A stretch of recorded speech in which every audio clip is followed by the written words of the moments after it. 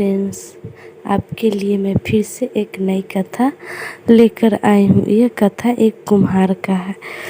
एक कुम्हार रहता था, उसका नाम बिरजू था और उसकी पत्नी के नाम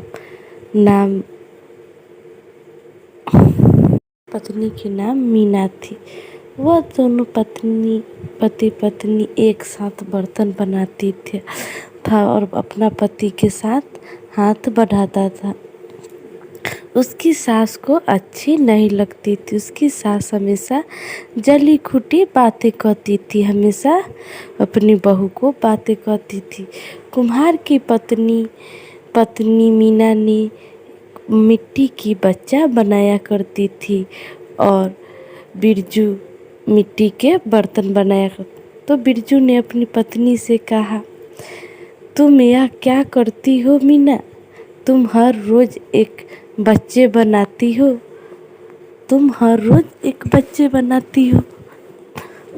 और तुम्हारे पास कोई काम नहीं है। तो वहीं पर उसकी सास आ जाती है और कहने लगती है, तो ये और क्या करेगी काम चोरनी, बच्चे ही न बनाएगी, इसका तो खुद का बच्चा होगा नहीं। यह बाज है, इसका कोई बच्चा संतान नहीं। मेरा वंश आगे कैसे बढ़ेगा, मेरा वंश आगे कैसे चलेगा? तो बिरजू ने कहा, चुप हो जाओ माँ, यह तो सब महादेव की दया कृपा है। वो इंसान के हाथ में क्या है, सब तो भगवान के हाथ में। इसमें मीना का क्या दोष है? आप इसे कुछ मत कहिए माँ। तो वह ने अपने पति के साथ बर्तन बेचने चली जाती है मीना, और पति पत्नी दोनों कुम्हार जाता है बर्तन बेचने, और बर्तन बेचकर वह घर लौटती है और फिर घर का सारा काम करती है।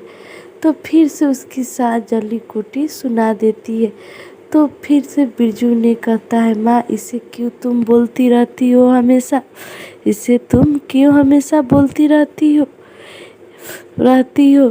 ये तो सारा दिन काम करती ही है।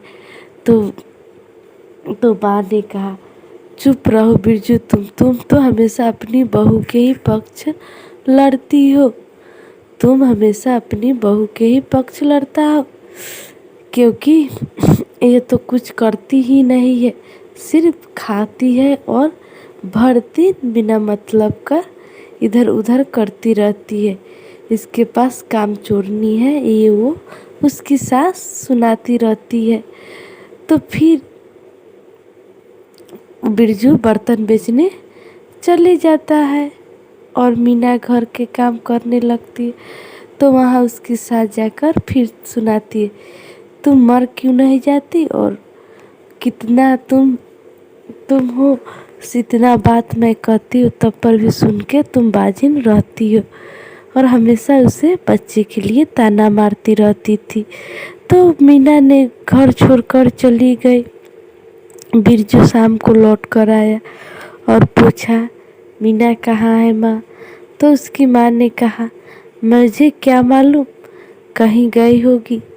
तो बिरजू ने कहा, तुम फिर से उसे डांटी है, फिर से उसे बात कही है?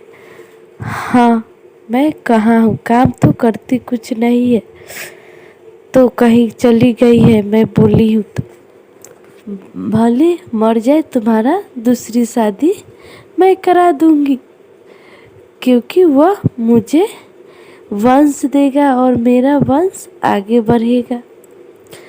वह अपने बेटा बिरजू से कहती है। बिरजू उसे बोलता है, बस भी करो माँ, मीना कहाँ है बताओ। तो बताती है कहीं वो घर छोड़कर चली गई है।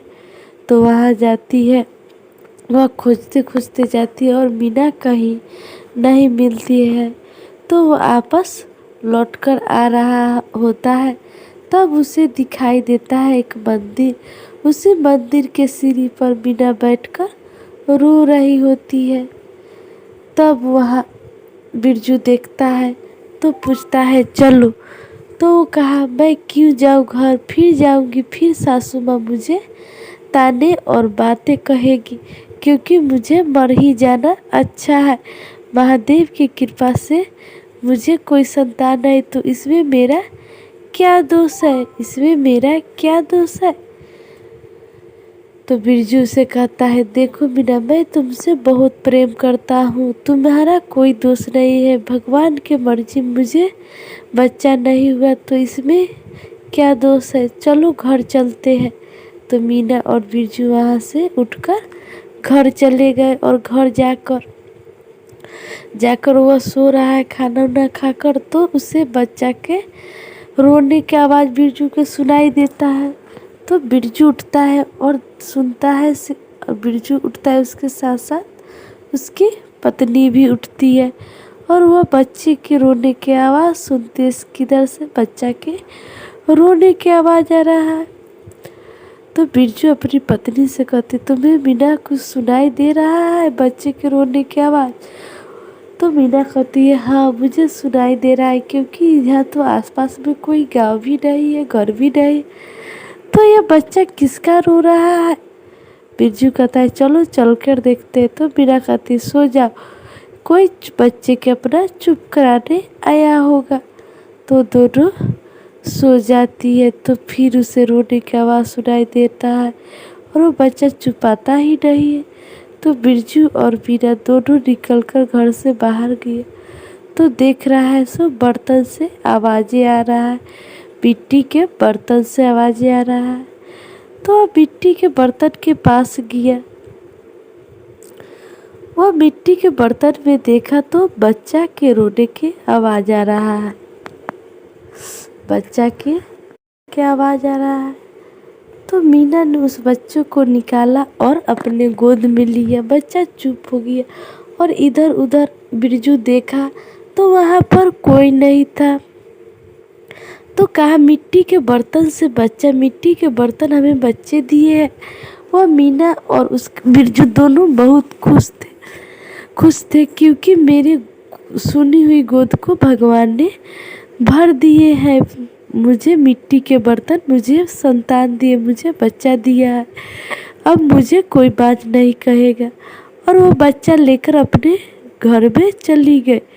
सुबह उठते ही उसकी सास देखी मीना के हाथ में बच्चे थे। वह पूछती है, बच्चा किसका है? वह देखती है सो बच्चा लड़की है, वह बच्ची है। उसकी सास ने बोलने लगती है और कहती है, यह किसका बच्चा है, यह कहाँ से लाई हो? तो बिरजू ने कहता है, माँ मुझे यह मिट्टी के बर्तन से मिला है, मिट्टी के बर्तन हमें बच्चा दिया है। तो वह कहता है, किसका बच्चा है, किसका नहीं, इसका कुल खानदान कौन है?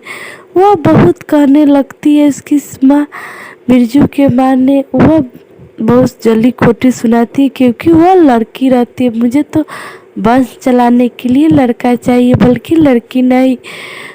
धीरे धीरे बिरजू ने उस लड़की को लेकर, वो बच्चे को लेकर अपने दुकान में गया मिट्टी के बर्तन बेचने के लिए। उसका मिट्टी के बर्तन उस दिन दुगुने रेट में सारा बर्तन बेचा गया और वह घर आया खुशी खुशी से और अपनी पत्नी से कहा, देखो मेरा बर्तन दुगुने रेट में बेचाया है, क्योंकि यह बच्ची के ही दया से बेचाया है। यह मेरे लिए लक्ष्मी के रूप है, यह बच्ची मेरे लिए भगवान का वरदान है। यह महादेव के दया से मुझे प्राप्त हुआ है। महादेव ने मेरा प्रार्थना स्वीकार किया। वह रोज बच्ची को लेकर जाता और दुगुने भाव में मिट्टी के बर्तन बेच कर आता और उसका मिट्टी के बर्तन के अच्छे से व्यापारी होने लगा था। वह कुछ ही दिनों में कुम्हार बहुत धनवान बन गया और उसका बेटी देखते ही देखते सियान हो गए और वह अपनी बेटी के धूमधाम से शादी रचाया और अच्छे घर में वो अपनी बेटी के शादी किया। यह सब महादेव की कृपा से। वह महादेव का पूजा करती थी। उसकी पत्नी मीना मीना हर एक रोज़ महादेव के धन्यवाद कहती और उसके कृपा से वह अपने मिट्टी के बर्तन को आगे करते ही रहा। लेकिन वह कितना भी धनवान हो गया, लेकिन मिट्टी के व्यापारी वह नहीं छोड़ा। अगर मेरे कथा आपको पसंद आए तो कमेंट बॉक्स में ज़रूर लिखिएगा। जय महादेव।